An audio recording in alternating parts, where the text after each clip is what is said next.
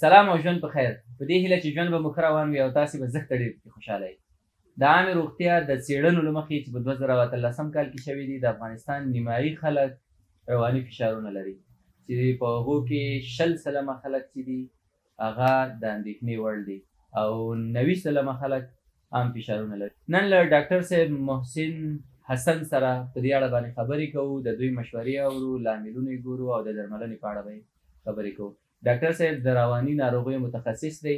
د ماشومانو او نوو ځوانانو په رواني ناروغیو کې فیلوشپ کړی دی او په جاپان کې په پبلک هیلث عامې روغتیا کې ماسټري کړې ده. نو ډاکټر صاحب په خیر راغلی. لومړی پیل به زه دې پوښتنې نه وکړم چې څنګه موږ پوه شو چې موږ په رواني ناروغۍ باندې اخته یو یا رواني ناروغي لرو. مننه قاري صاحب، خدای مو خوشحال لره. سلام تا ته، دانش تعالی ته سلام او تاسو د دغه چینل لیدونکو ته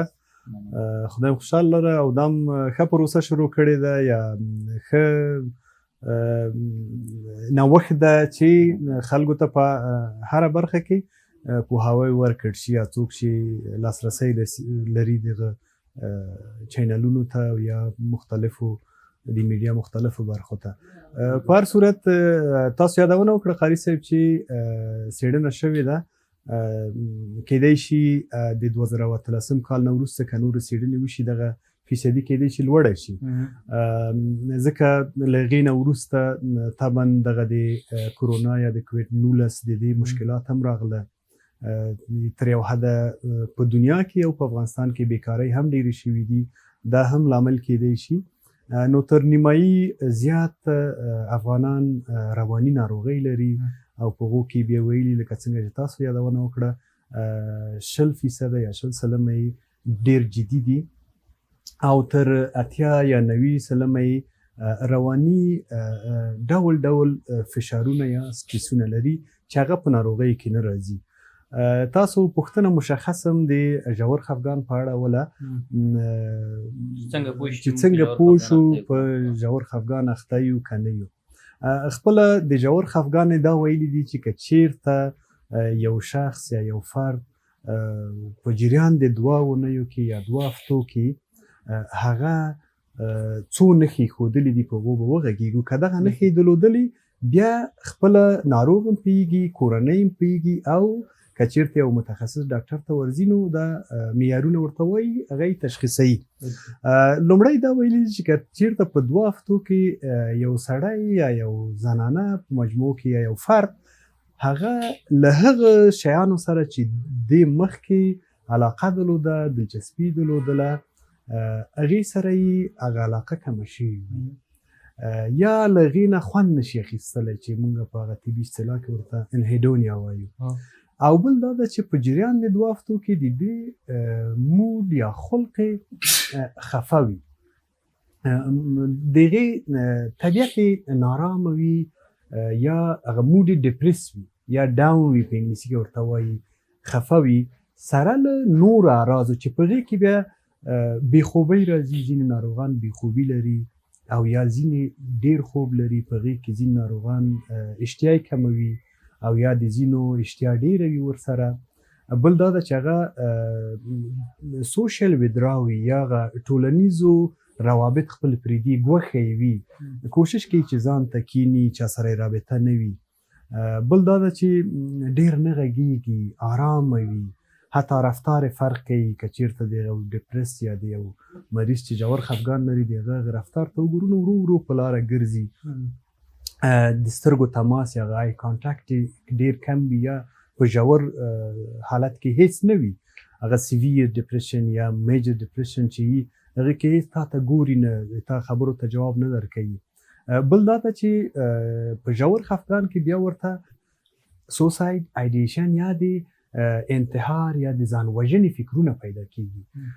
یا ځینې ناروغان بیا هغه سوساید اټمپټ ورته وایي یا د ځان وژنې هڅه کوي، کوشش کوي چې په یو رقم ځان ووژني، د دنیا نه ځان خلاص کړي، ځکه دا ډېر په تنګ وي، خپله ناروغ ده، دغه خطرناک او هغه جدي یا هغه شدید حالت ده چې هغې ته رسیږي. نور اعراض هم لري چې په دې کې موږ تاسو اشاره وکړله، ګوښیتوب ده، د ځان ته ناسته ده، تیاره ځای یې خوښېږي، خبرې کمې کوي، چا سره رابطه نه نیسي، یو ځای ته که د ملګرو سره تګ یا د کورنۍ سره کوشش کوي چې ځان غلی کړي ولاړ نه شي. ډاکټر صاحب دا ستاسې راتګ ته زه هرکلی وایم په خیر راغلی. ډاکټر صاحب خو زمونږ ډېر ښه ملګری دی او ډېر ښه ډاکټر دی. په ما خو ګران دی چې مونږ سره ډېره مینه لري او همیشه چې مونږ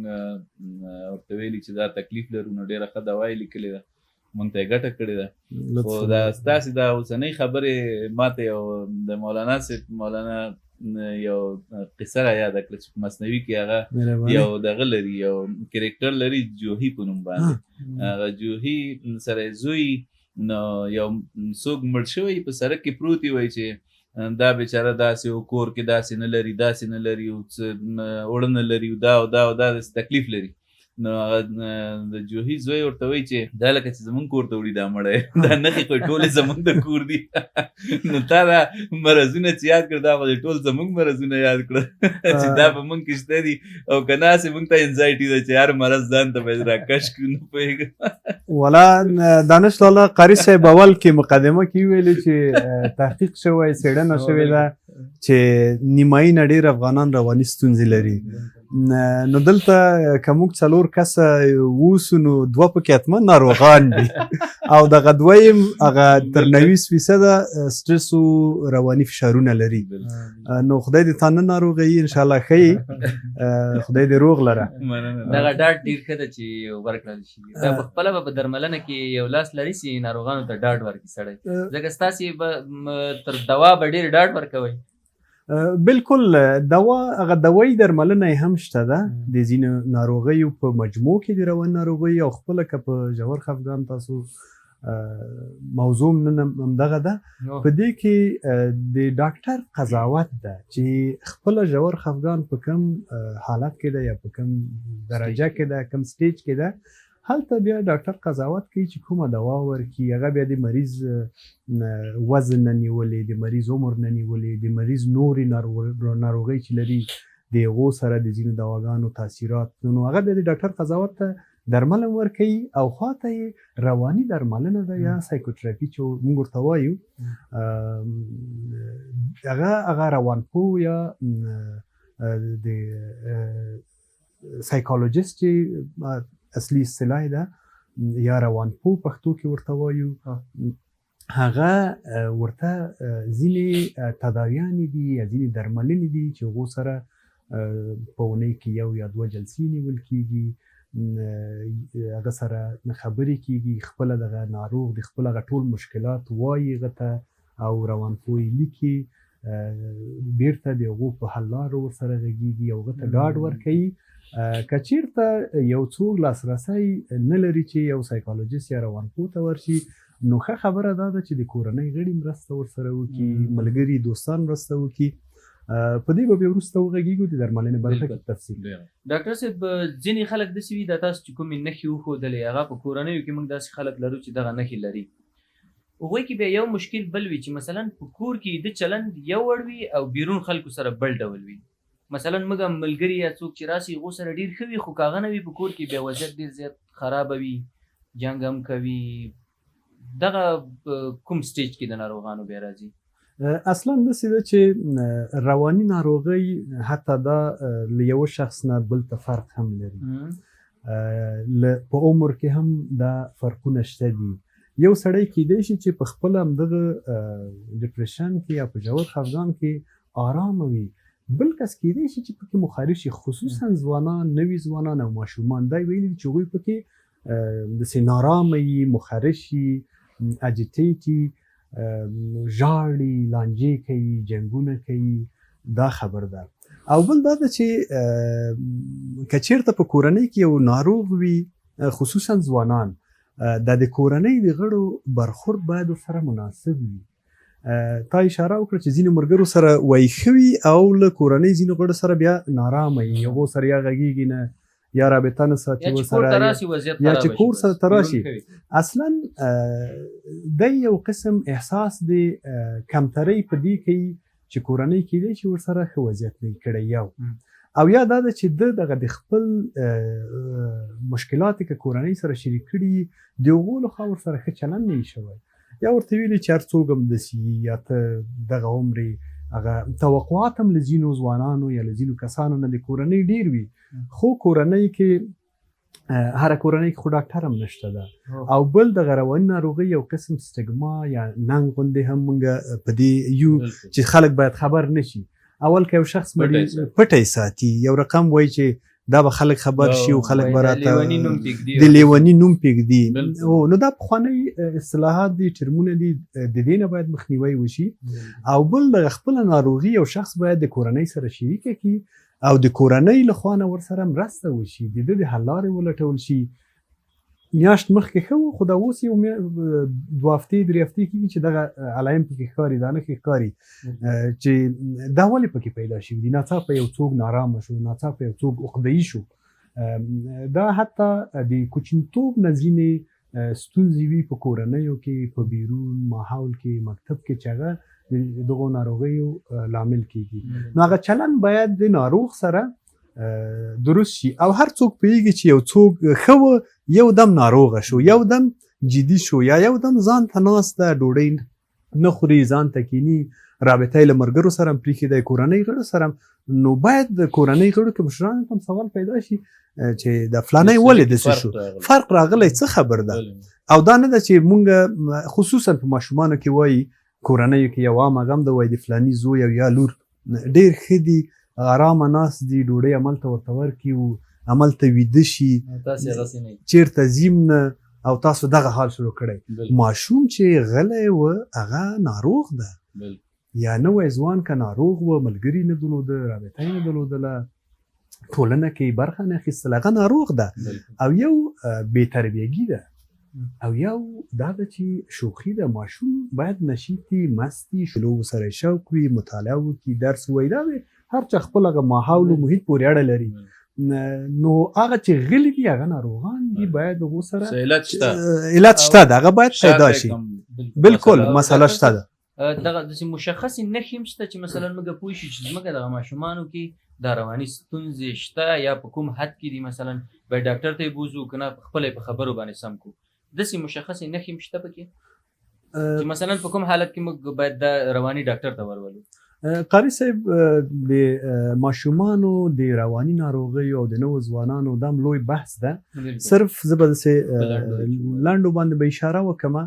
په ماشومانو کې ځینې داسې ناروغۍ دي چې بدبختانه هغه خصوصا د موږ په ټولنه کې داسې ګڼل کېږي وایي چې دا نه ښه کېږي دا ناروغ ده دا همداسې پیدا شوی ده هغه د دماغ د مونږ ورته برین ډیولپمنټل ډیسارډر وایي یا د دماغ د ودې اختلال ده مثلا په هغې کې مونږ یو ASD لرو یا آټیزم مونږ ورته وایي یا په پښتو دري کې اوټیزم لیکي خو آټیزم سپیکټروم ډیسارډر ده چې په دې کې بیا مختلفې ناروغۍ دي یوه نښه دا ده د ماشوم چې مور او پلار باید پې پوه شي دا د ماشوم هغه رابطه ماشوم نه درګوري درته ماشوم هیڅ مور او پلار ته ګوري نه توجه نه کوي یا یو څوک ورته غږ کوي ماشوم باید د خپل د عمر مطابق هغه کمیونیکیشن ولري څوک ورته وایي غورې کوي څوک لاس اچوي که نه ماشومان یو څه غواړي ژاړي سره ځینې ماشومان دغه آټیزم چې لري دا ګوري نه درته آرامه وي ځینې په دو کې بیا داسې چې هغه بله ناروغي ده دوی ډېر فعالي توجه نه کوي ADHD موږ ورته وایي اټنشن ډیفیسټ هایپر اکټیو وي ډېر فعال وي خېځه چاومیز ته جګېږه چوکۍ ته جګېږه دا وښه هغه وښه دروازه ټیل وښه ډوډۍ کې یو ځای مه کښېنه خوځنده وي توجه هېڅ نه کوي په مکتب کې هم داسې د موږ ټولنه کې بدبختانه دغه لاس به ډېر ښه هم نه وي چې بیا یې تکرار کړم دې ته بې تربیه ویل کېږي او دا وښل کېږي او هغه درملنه هم لري او هغه هم دوایي درملنه شته چې دوی ارامه شي او هم دې ته کورنۍ ته باید پوهاوی ورکړل شي چې دوی سره په څه خیل برخورد وکړي څه ورسره وکړي چې دی تلقین کړي په خبرو یې پوه کړي ارامې کړي او ځینې ناروغۍ داسې چې هغه ماشومان ځای په ځای چرخېږي یا ځینې ماشومان سر په ځمکه وهي دا هم د همغه د اټیزم د ماشومان د ناروغۍ برخه ده خصوصا په ډیپریشن کې یا په ژور خفګان کې ماشومان دوی ډیر نارامه وي، چیغې وهي، ژاړي، مخرشي، هم باید کورنۍ پې پوه شي چې ستونزه یې دغه ډېر